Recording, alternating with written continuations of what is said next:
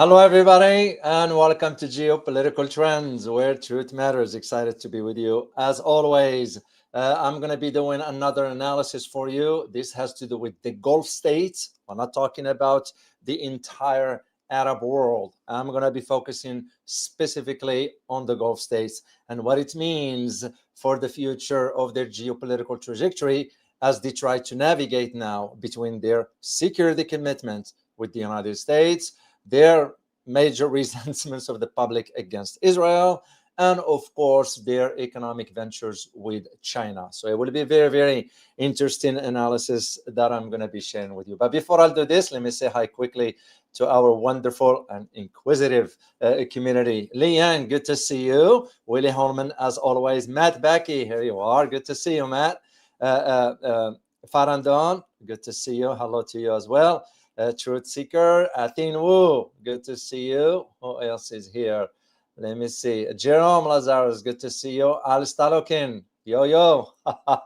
Good to see you, man. All right, let's get into first, as I said, I'm going to be talking about the Gulf states as they facing now some really serious and complex geopolitical, because they are at a geopolitical crossroads right now. Why? Because they have to now to navigate so many, they have to juggle so many tasks and navigate tensions between maintaining, first of all, this strategic alliance with Washington, which, by the way, some have called into reevaluating that strategic alliance with Washington. The other one has to do with managing an unprecedented public resentments towards Israel within those countries. And the third one, aspiring for a better economic ventures with China. So this very, very important topic in my assessments, though, in my opinion, that will help you understand the much bigger picture as to what lies ahead. Some housekeeping items. I am now working on a particular topic for you. Very, very interesting. Once I finalize everything, I will do it for you this week, within the next few days. It might be on Friday, might be sooner. I do not know yet till I confirm certain information. And this one has to do with, believe it or not, Israel and China. Whoever thought, if you only know the background story of how Israel used to share certain military technology with China, behind against the will of the United States. So that was the old time. So now it looks like Israel is going to cross China the wrong way. So I am trying to finalize a few things, and I'm going to share with you. The other two topics I'm working on, I'm going to be providing, again, an analysis about what is America's weakest point that threatens its global fading already global hegemony. There is something very, very interesting that I would like you to know within the bigger picture of the American decline. So, and the third topic that I'm still working on, it has to do with the expected scenarios regarding Venezuela. Can't forget this. I just got a word this morning that an admiral within the U.S. Navy has ordered the movement of another frigate into the area. Now, is it posturing? Is it not? We'll see. I'm going to be doing an analysis about this one.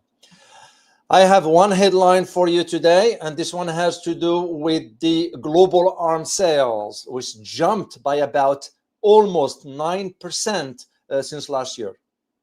Of course, we're talking about $680 billion. That is the current one, which moved up from 623 in 2023. So in 2023, the arms sales were about $623 billion. But in 2024, it moved up to about $680 billion.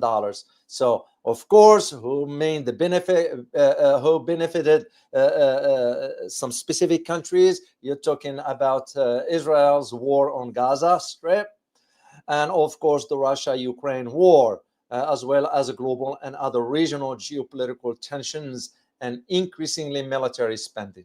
So the total the total revenue rather of arm producing companies reached $1.65 trillion in 2024.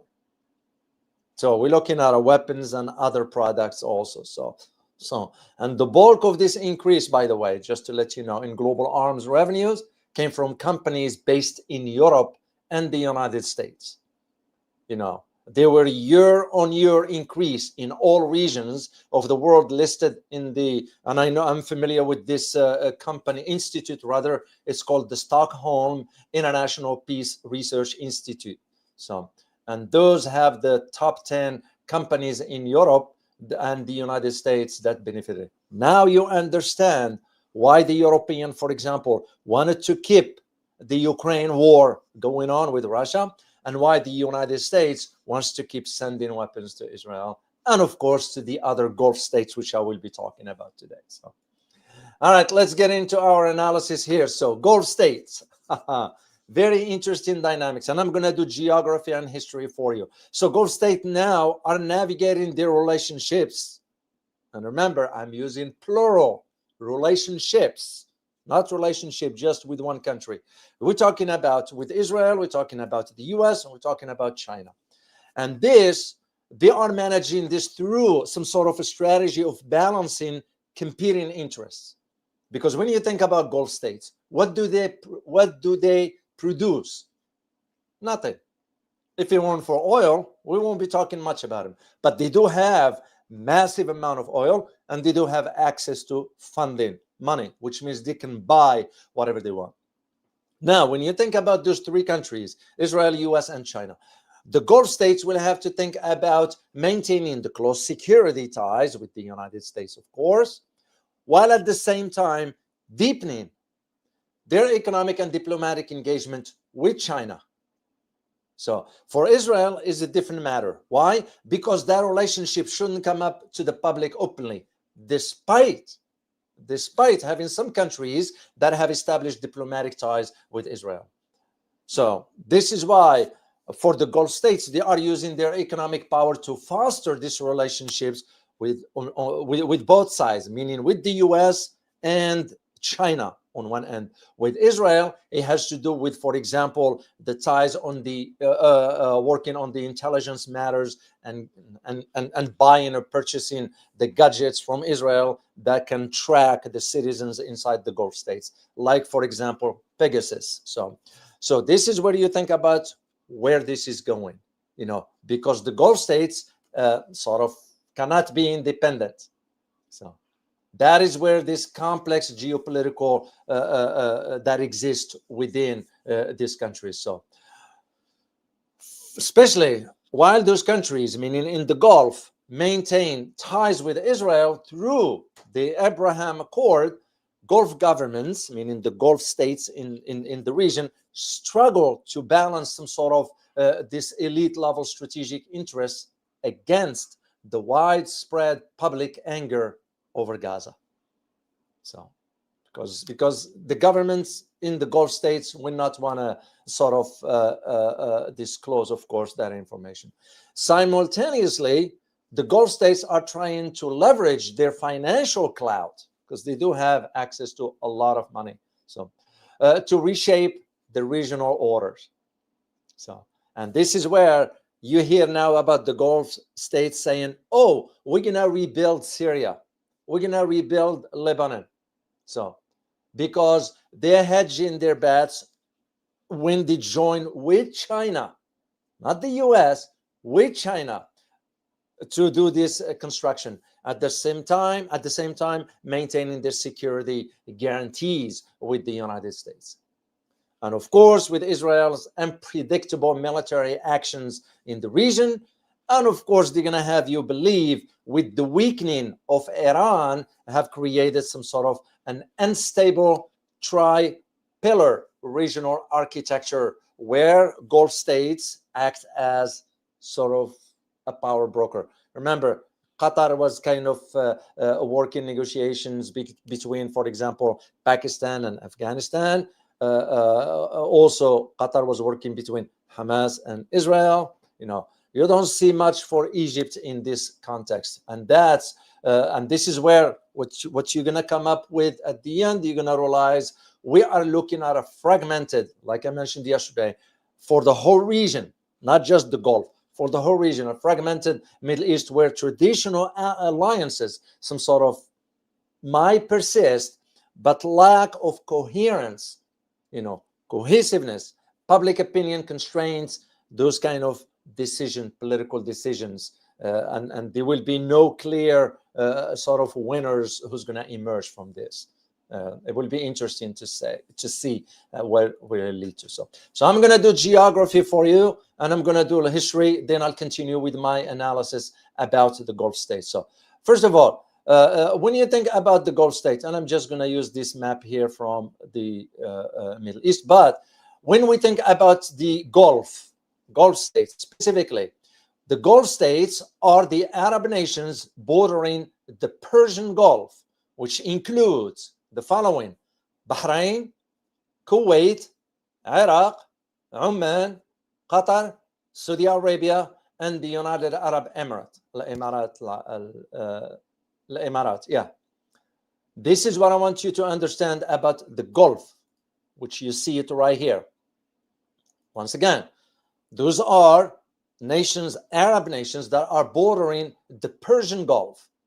So that include Bahrain, Kuwait, Iraq, Oman, Qatar, Saudi Arabia, and United Arab Emirates. So, and since we are mentioning also the Persian Gulf, it makes more sense for us to address the Persian Gulf right here.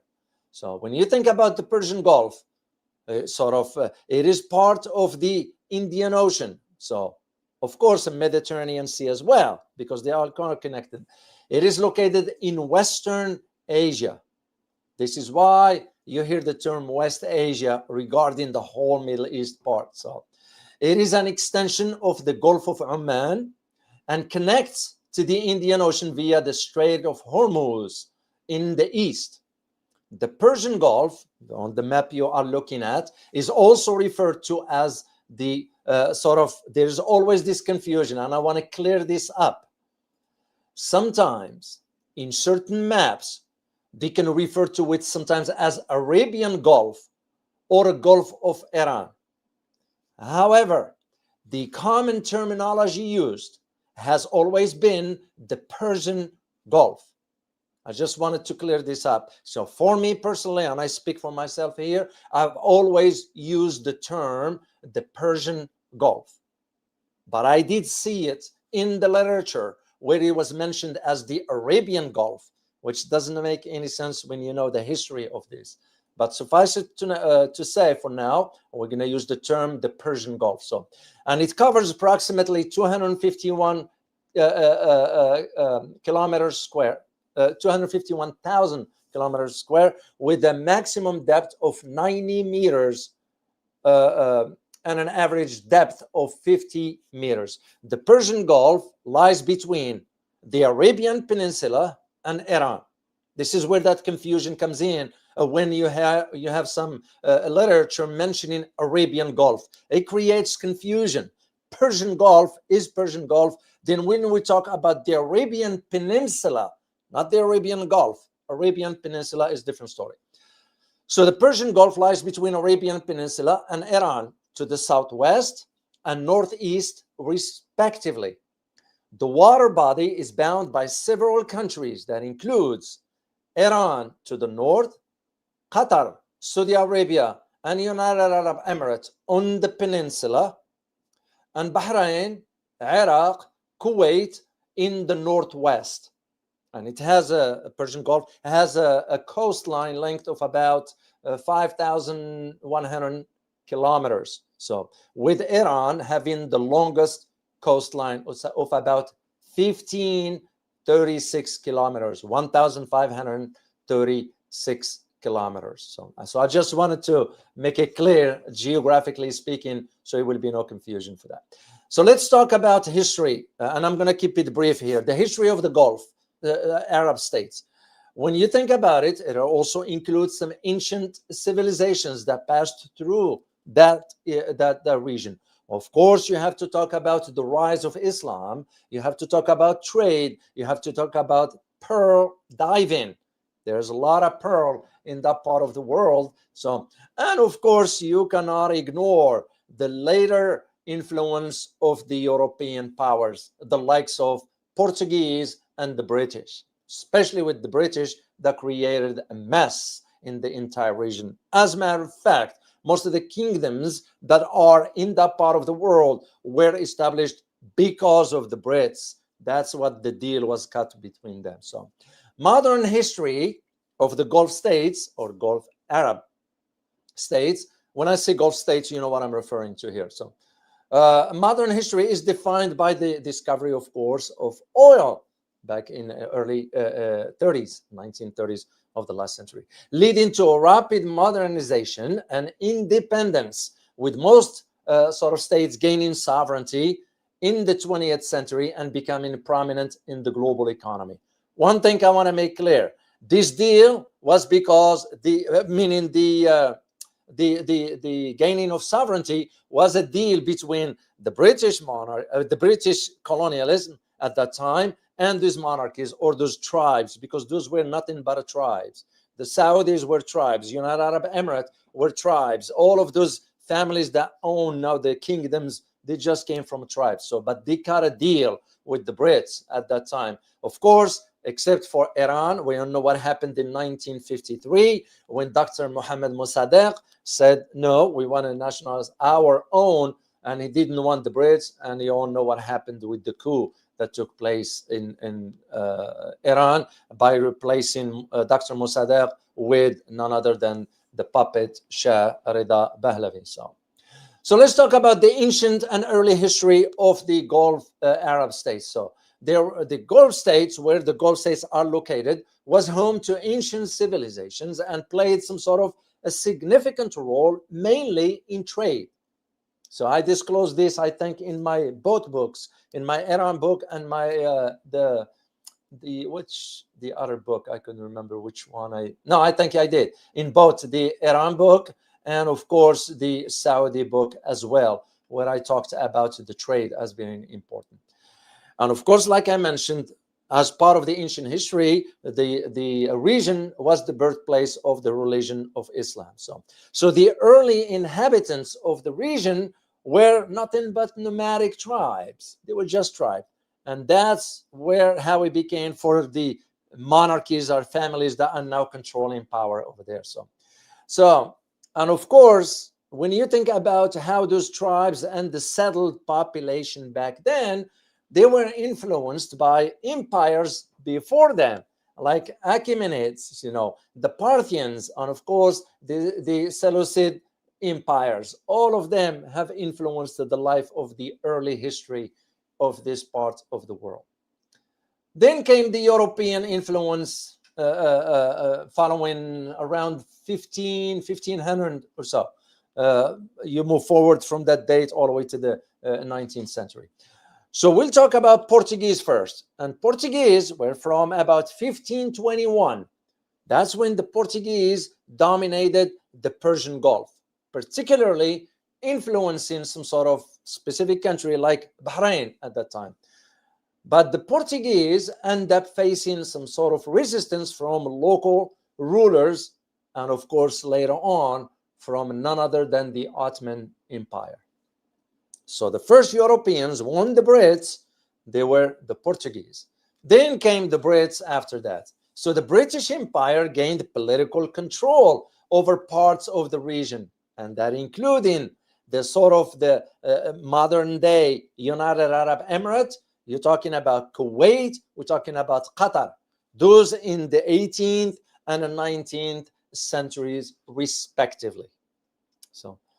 And of course, that is when the pearl diving became some sort of a major commodity for trade and so forth. Pearl diving, because it's known, the region of the Gulf is known for pearls. So was a major economic activity before the discovery of oil. So for instance, the town of Al Zubayah, which is in Qatar. To those who are familiar with Qatar, I've never been in Qatar. I think I flew to the airport, but I've never been in the country itself. So the city of Zubarah, it's known in Qatar, which grew into a major pearl diving and trade centers. That's how it was back then. So then we move into modern history. And again, I'm just providing you a brief general overview, historically speaking.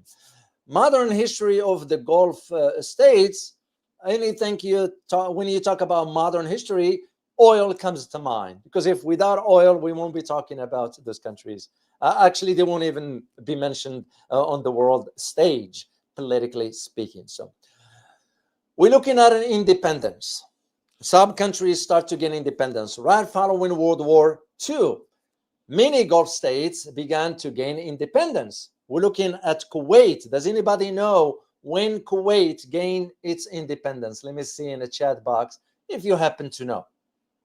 Does anybody know? To those who are familiar with the region, you will know. Let me see if I know it takes a while to show up here. For Kuwait.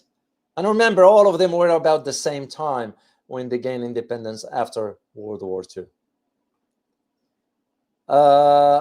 Okay, I don't see it here, so I'm going to move on. 1961, the United Arab Emirates gained its independence in 1971. Remember, Kuwait, 1961, United Arab Emirates, 1971, and Qatar in the same year, 1971. So, and that's right where the oil became one of the major commodity for survival for them. So the discovery of oil revolutionized the economies, those of Saudi Arabia, Kuwait, Qatar, transferred them from nomads, because that's all they were, tribe and nomads and all that stuff, into some sort of players in the global energy market.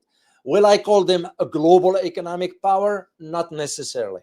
So I disagree with those analysts who classify them as a global economic power. No, they are a global energy powers or global energy players, but not on a global economic level. So then what comes after this one? The key aspects, which is in the 70s, was none other than OPEC, oil producing, exporting countries. So you have Qatar, Kuwait, and other Gulf states joined the organization of the petroleum exporting countries known as OPEC, which controls a significant portion of the world oil's production and reserves. That's usually how OPEC gained. But now you have OPEC Plus with some other key players that are part of this particular developments, economically speaking. Liking this video so far? Don't just be a watcher. Go ahead and hit the like, share, and subscribe button. And don't forget to tap the bell so you will not miss any of my videos or live streams. This way, you will be supporting a channel that stands for the truth and objective reporting. The choice is yours. Thanks for your support. All right, let's get into the analysis aspects of it. Right off the bat, will the Gulf states, if you are to think about it, you're going to say to yourself, will the Gulf states reconsider their strategic alliance with Washington? Because why we might not hear about it openly or publicly, there are voices inside those countries that are considering the possibility. Will it be, once again, public? No, it won't. And once again, that was the reason why I wanted to do this analysis for you, to prepare you to understand the upcoming shift that is going to be happening as we move into the new year. So the current developments, based on what's going on right now in the region, Gulf states appear to be actively recalibrating rather than sort of fundamentally abandoning their relationship with Washington. They won't. I'm telling you this upfront.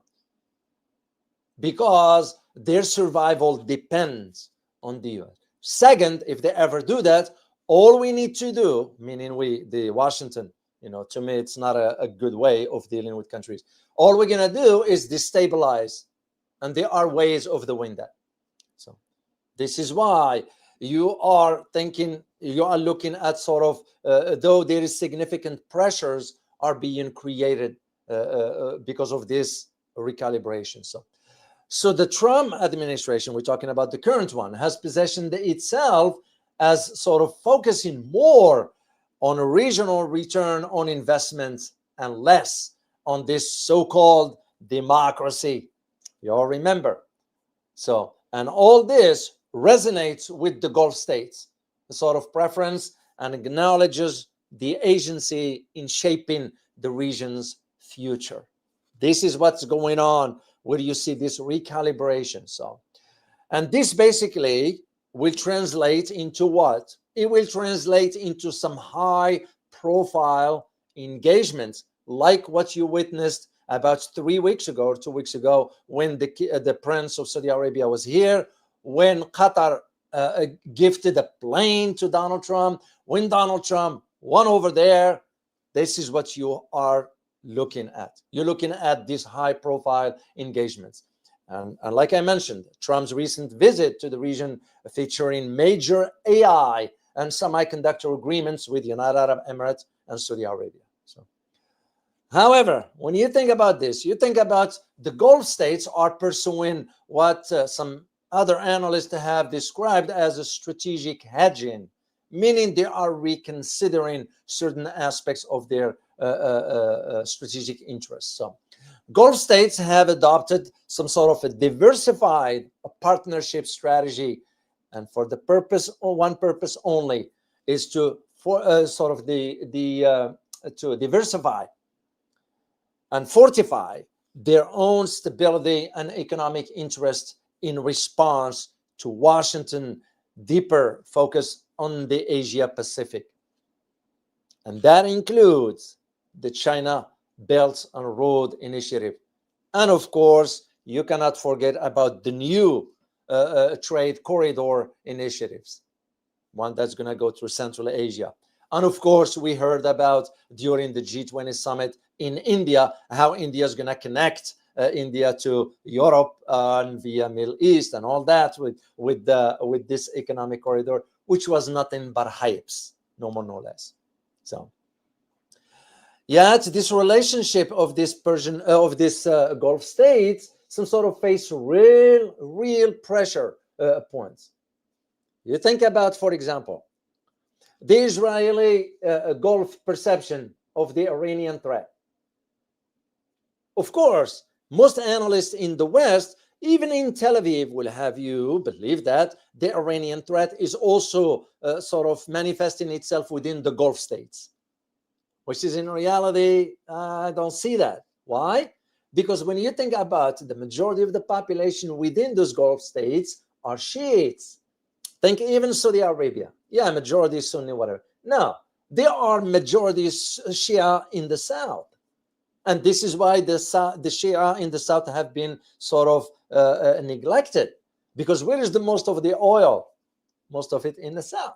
The same in Kuwait, the same in United Arab Emirates, the same in Qatar, and Bahrain also.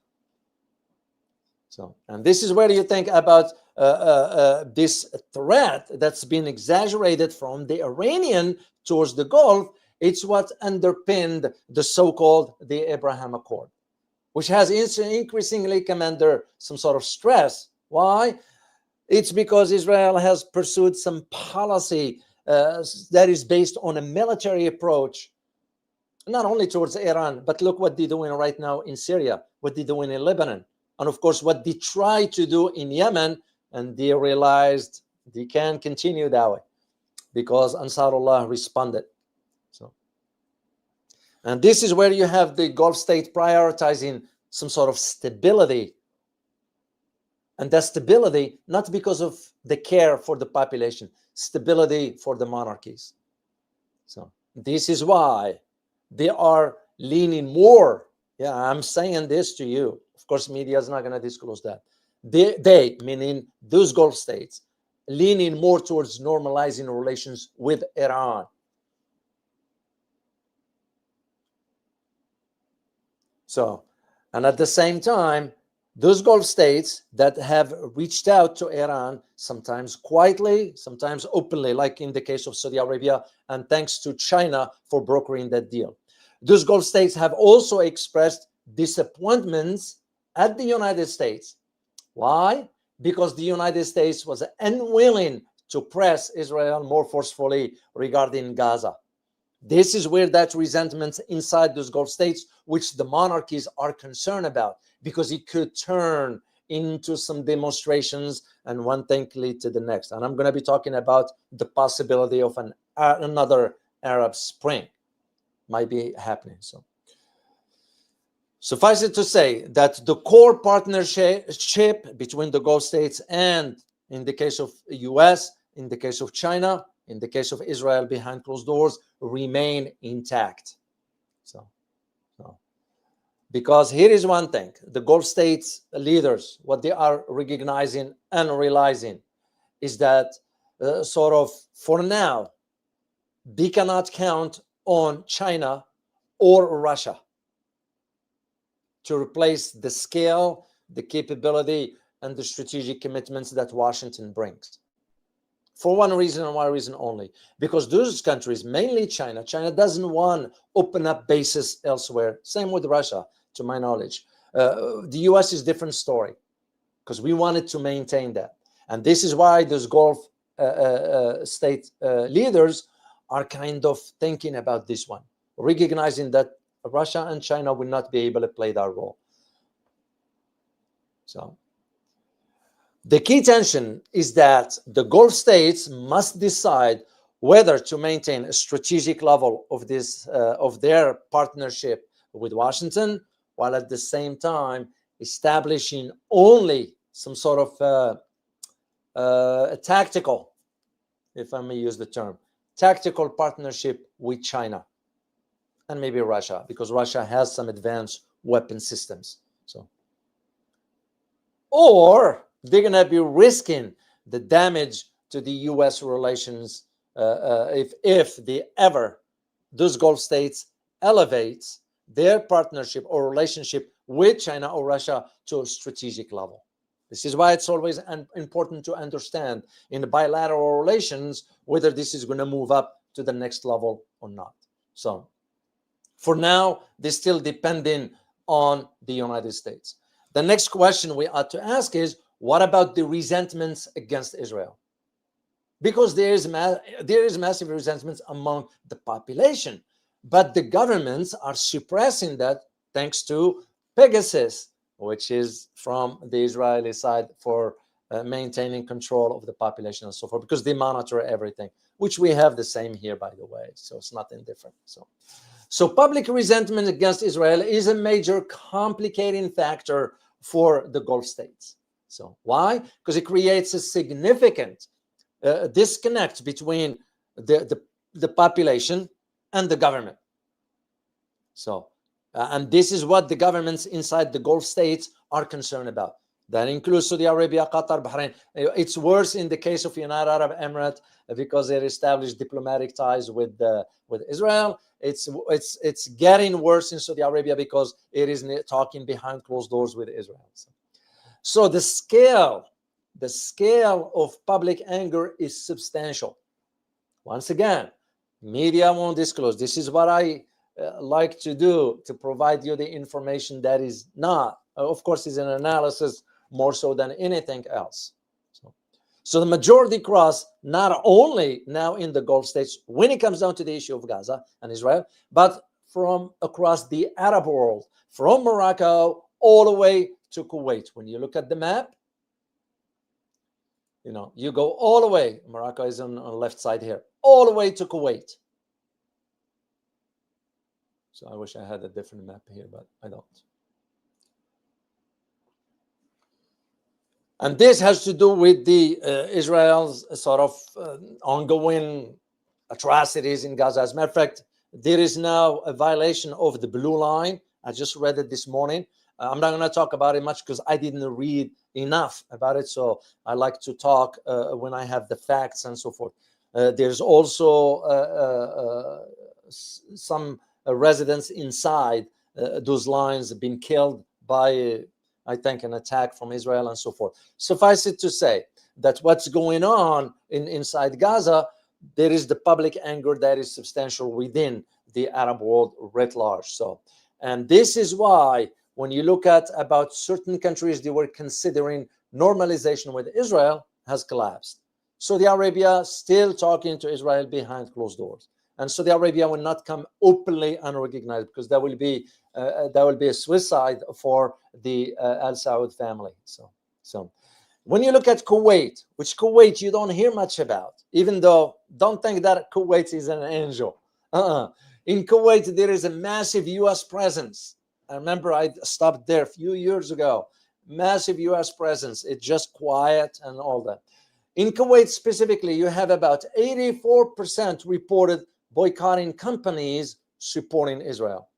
62% donated to support Gazans, and 40% shared pro-Palestinian messages online. This is why Israel was offering some YouTubers and some whatever, they were offering about $7,000 for a positive post about Israel. Yeah, 7. That's why when you see certain type, that's why I'm always saying, be careful what you are listening to on YouTube and some other stuff. So yeah, $7,000 per post that will put Israel in a positive light. So, and this is again, and when you think about Israel's recent actions, have sort of intensified the tensions dramatically now, especially inside those Gulf states. And we're talking about the recent one in September. You all remember what Israel did to Qatar on Doha. That's when targeted Hamas leaders led Arab states to conclude that Israel is now their primary threats. So that's what Netanyahu said. So when you think about this particular development, you're going to be asking yourself, where this is going to go. And this is why for the Gulf states, expanding open relations with Israel is unlikely. That's the way I see it. So first of all, they have to have some conditions. One of them will be, for example, the real reversal of Israel policy towards Palestinian in both Gaza and the West Bank, which I don't see Israel doing.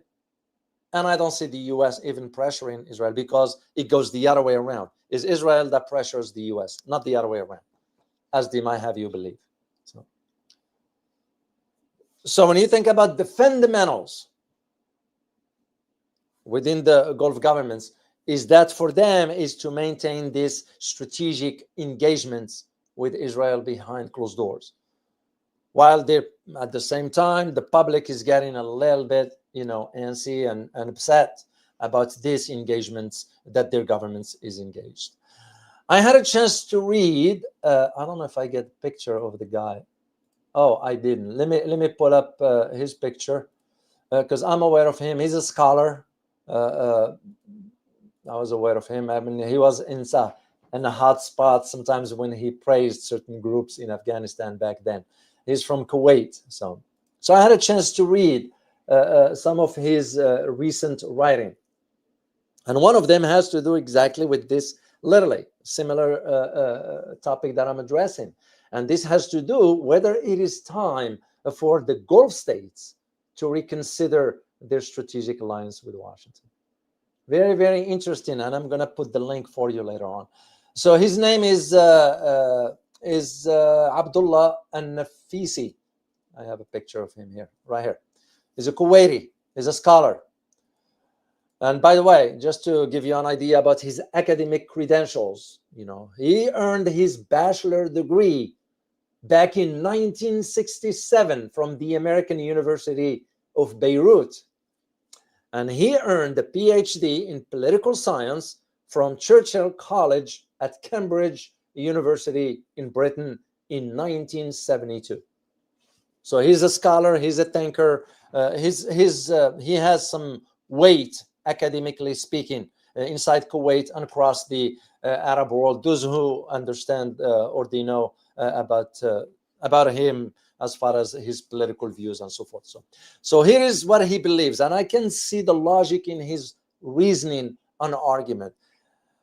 He believes that sort of the Gulf states, and for that matter, the whole Middle East, will witness some sort of another popular uprising due to the accumulation. That's where I agree with him on that. The accumulation of resentments against Israel. And that the people will prevent the United States from creating a new Middle East. I agree with him on some aspect, but regarding the Arab Spring, I don't see it happening. And I'm going to share with you why. I understand where he's coming from, but I have to disagree with him on that part. But the second one, I agree that the US will not succeed in creating a new Middle East, that is.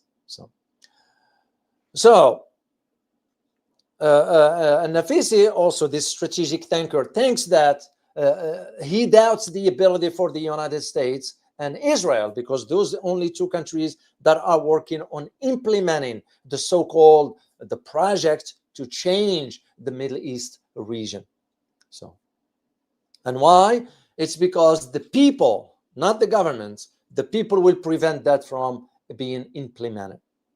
To what degree, I do not know at this point. And the only way that will work is if you have another Arab Spring at the same scale as it was in 2011. And this is why he's calling for, which came up to the surface when Doha was attacked by Israel. So where was America? See what I mean? And a lot of prominent individuals inside Qatar start to ask the question, okay, why are we having strategic ties with America if they couldn't come to our defense in time of need? Or did the American knew about it and let it happen, which most likely the case. Israel will not go without letting the Americans know. Mark my word on this. And this is, again, where you have to think about this, for example, the resentments against Israel. And that's exactly what this Kuwaiti thinker argued, that this particular resentment is what's going to be preventing the desired change in the region from being achieved. By both the US and Israel. The people. And that's where always we believe, for us in America here, the power is with the people, not the government. Sadly, my fellow Americans are so oblivious to what's going on anyway. They're being so distracted. They just have no clue as the governments keep going in its corruption and its wasteful spending, while the Americans continue to struggle to make ends meet. And I'm going to be doing a video for you about how unemployment in America is jumping up to the top. So they believe that the possibility of people might rise up. And again, I don't see it happening on the same scale as it was before. And this is where you think about the GCC, the Gulf Cooperation Council, okay, which is the countries that they consider sort of political decisions. Where were they when the atrocities were committed in Gaza? That tells you right there the coordination between Israel and those countries is happening behind closed doors. What in return for one thing, and that thing has nothing to do with the people, the welfare of people, but for the survival of the regimes or the monarchies.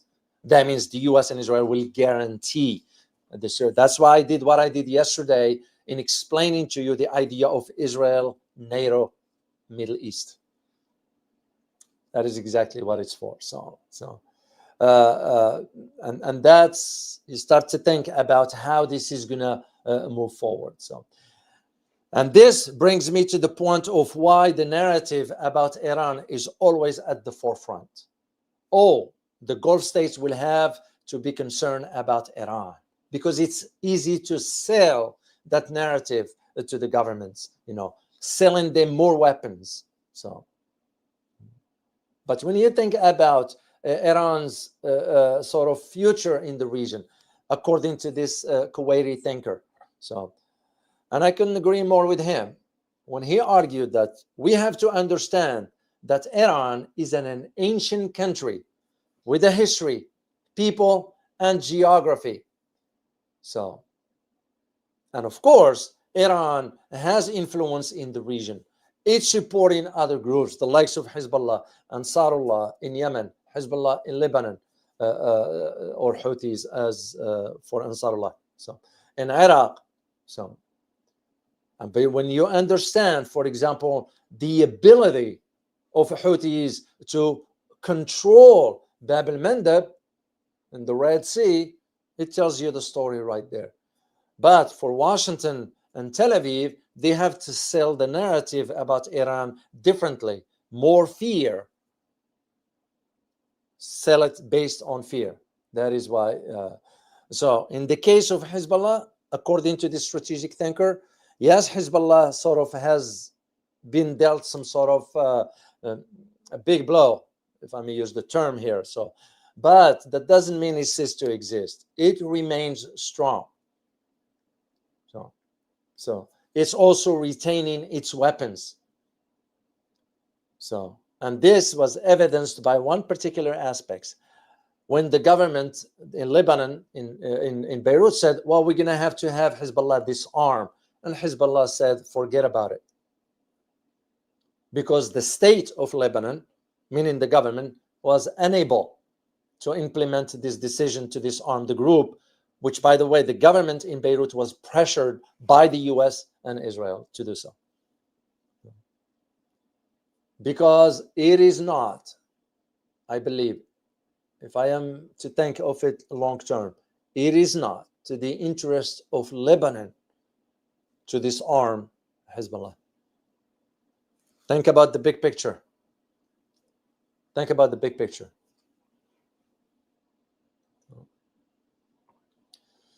So I'm going to go back to the Arab Spring question. Will there be another Arab Spring? So, because here is where I don't see it happening. The conditions that triggered the Arab Spring back in 2011 are still present. Don't get me wrong. So in some way, they are even more intensifying. However, the likelihood of another large scale is uncertain. I just don't see it for now. I could be wrong. We don't know what could happen between now and the end of the year.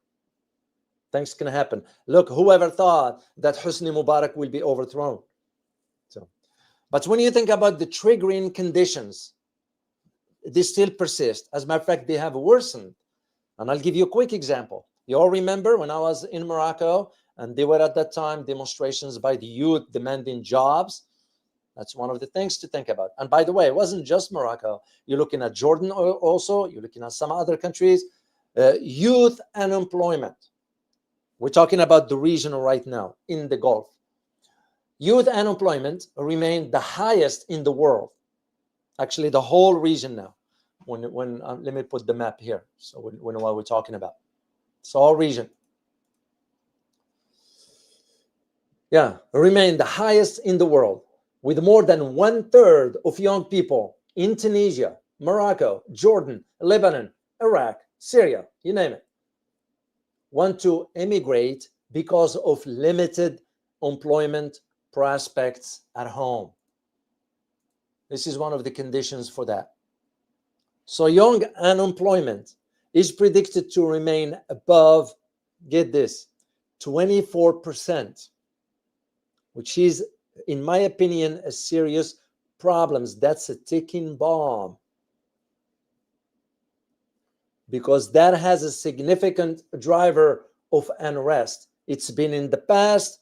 You always learn from the past. You know, when you have a massive chunk of the society, young generations, young people with nothing to do, what's left? You recruit them for whatever. Yeah, tens of millions are now acutely food insecure. With you have several countries, including Lebanon, including Egypt, Tunisia, and Yemen, having chronic problems accessing stable milk, stable foods such as basic milk, regular bread, grain, meat, the basics that we take for granted. They don't have access to that. And that is a problem in itself.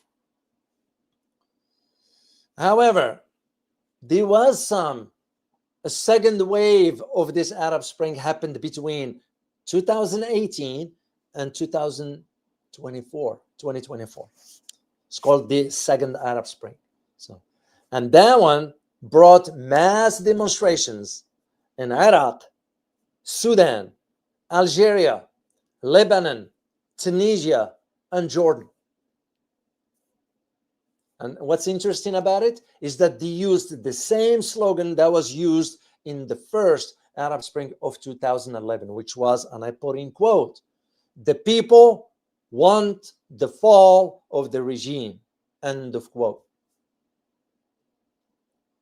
However, this movement, these demonstrations achieved a little limited outcome compared to 2011. So, except for the case of Sudan, of course, you all know what happened in Sudan with Omar al-Bashir was overthrown. So, and most governments successfully contained the unrest. The Gulf state, you know how they contained the Arab Spring? Is through so much money.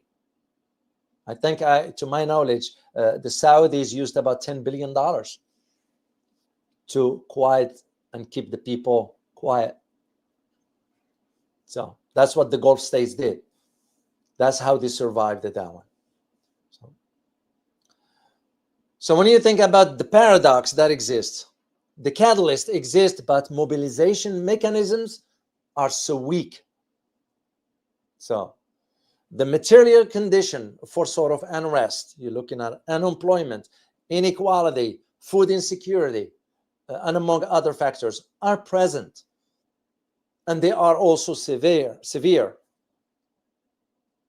But what you have the problem with is the institutional capacity for a large-scale coordination. And that, of course, when you learn about how those countries in the Gulf have learned how to repress, there are repressive tactics that they use against the population. That includes the purchase of Pegasus from Israel. So all this, that's why I don't see the Arab Spring coming up. My focus now is on understanding at least what is the geopolitical outcome of these dynamics for the region. What I mean by the region, I'm referring to the Gulf states. So the geopolitical of these dynamics are basically to reshaping the entire region order in several crucial ways. This is, we are thinking outside the box. And I'm going to share with you 2 or 3 how I see scenarios of how I see it. First one, what you'll be looking at possibly a new power architecture that will be emerging. However, that new power architecture will be unstable. So when you look at a three-pillar regional order emerging around, you're looking at probably 3: Israel, Turkey. I know the term Turkey, it's not quite, so from now on, for me, I will be pronouncing Turkey. That's how it's pronounced in English, but in Arabic, you pronounce it Turkey. So you have Israel, Turkey, and the Gulf states. When I say Israel, / the US. This is what I mean by tri-pillar regional order. And all this will come at one particular country's expense. Which country is that? You guessed it right. It was Iran, because that's what they have to push the narrative towards. So, because Iran also has to think about its own strategic purpose in the region. So at the same time, Israel leads some sort of militarily and acts decisively and unilaterally. Turkey brings demographic depth into this. Turkey brings also strategic reach. At the same time, Gulf monarchies are commercially ambitious, but they are militarily constrained. This is why you saw what happened in Qatar. What did Qatar do? And I remember I was in China, I did a video for you. I said, mark my word, Qatar will not respond. Turns out to be the case. So When you look at this, what you're going to end up with? You're going to end up with an entire region now that has multiple power centers without some sort of a clear alignment. That's what you're looking at. There are those analysts who are saying, the second point I'm going to be talking about, there are those who are saying, oh, Iran has been strategically weakened, but remains tactically dangerous. That is true to that. But I will have to disagree with the strategically weakening aspects of it. Yes, Iran doesn't have access to Syria as it once did. Yes, Iran doesn't have the same level of engagement it did in southern Lebanon. But that doesn't mean it's over for Iran. It is not. No. You know, militarily, it sort of experienced some devastating blows from Israel. But it's also Iran reversed that quickly. This is why the next confrontation, Israel wants the US to do it, not Israel. And that's one thing I'm going to be talking to you about next time I do the video regarding Israel and China, because Iran is part of this. So, and this is, again, you have to think about when some think tanks here in Washington, the likes of the Rand Corporation, which Rand Corporation, by the way, it's the back door of the Pentagon, and that's the one that provides analysis and so forth, and it pushes for more wars. So that's their argument, that Iran has weakened militarily, will likely restrain itself and its proxies from aggressive actions. Instead, they will engage in diplomacy. I don't see that. I just don't see that. So, but when they start to talk about the complete collapse of Iranian influence, that's pushing it beyond limits. I don't buy that. So this is why you have now the Gulf states some sort of reaching out quietly to Iran, but at the same time, they are immediately engaged now with Syria's new regime, because they were nervous about Julani, a former terrorist for the Islamic State. Because what did Islamic State wants is to remove those old leaders and all that. So this is one thing the Gulf states will do. They will buy those individuals. So, and as a matter of fact, why you have Saudi Arabia and Qatar now saying they will pay off Syria's debt to the World Bank. Can you imagine paying off all this while at the same time Gazan people? It shows you where the priorities. So, but what Israel is doing in Syria is you're talking about the failure of the US to stabilize now Syria, because that in itself could lead to the creation of a new Lebanon-like border with Israel. Yeah. As a matter of fact, it won't be just Israel. When you look at the map, let's look at the map here. So because this failure, once again, to stabilize Syria could lead to the creation of a new Lebanon-like state bordering Israel, Turkey, Iran, and Jordan, where jihadist actors can thrive. And you can see now why the Gulf states will be concerned. So, and when you think about the military constraint of those Gulf states invested about $14 billion recently, $150 million in Lebanon, $14 billion to rebuild Syria. That's what they committed to. That doesn't mean they're going to do it. So using financial clout to pray both countries away from Iran's orbit, that's what they want to do, because the US and Israel asked them to do so. But during the June 2025 conflicts, the Gulf monarchies proved to be non-player character on the front line, because they are lacking effective military capabilities despite massive defense spending. That's what I'm saying. No matter what they say. they won't be able to fight. They won't be able to.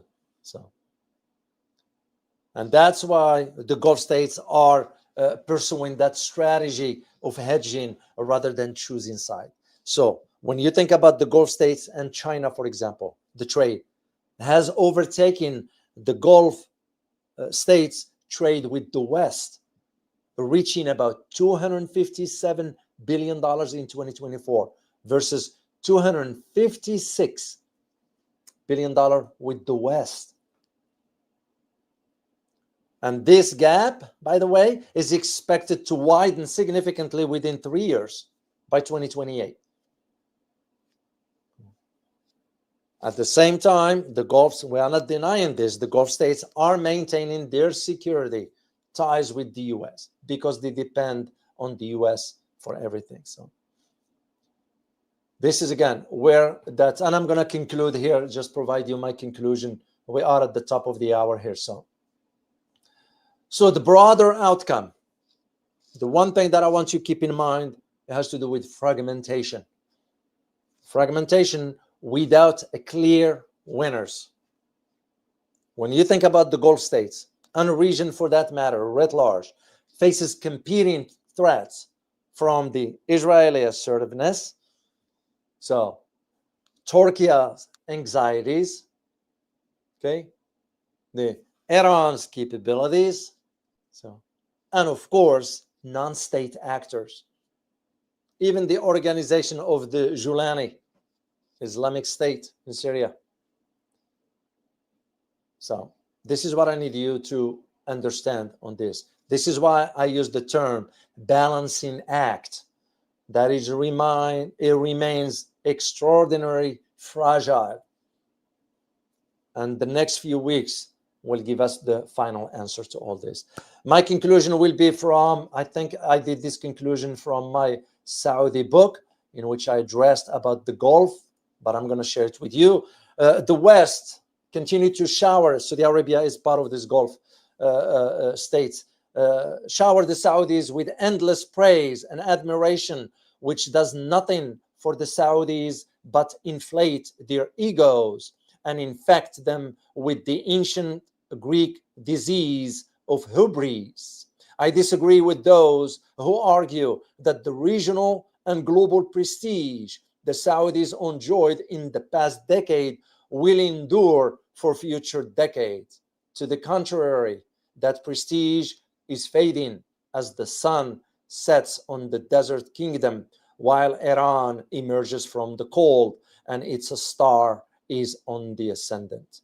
Saudi Arabia should ask itself if the time has come for self-reflection and reassessment of whether it is headed where it is headed, or if it should move forward, forging new alliances by using new sources of power.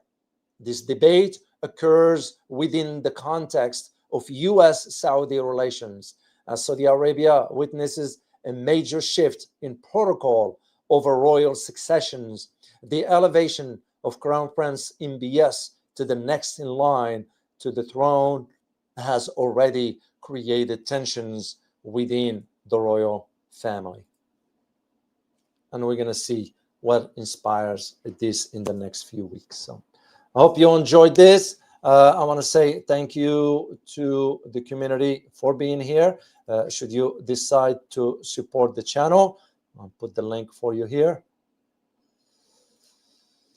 There we go. Let me put it in the chat box. And I want to say thank you to Alan, to Paul Green, for buying me coffee yesterday. Truly appreciate you, Paul, for your support. Paul is in Europe, so bought me a few cups of coffee. So thank you very much, Paul. And to the community, for those who wants to support the channel, you know what kind of information I bring you. So your decision. I look forward to seeing you next time. As always, remember, geopolitics impacts your daily life in more ways than one. Till next time. Bye-bye.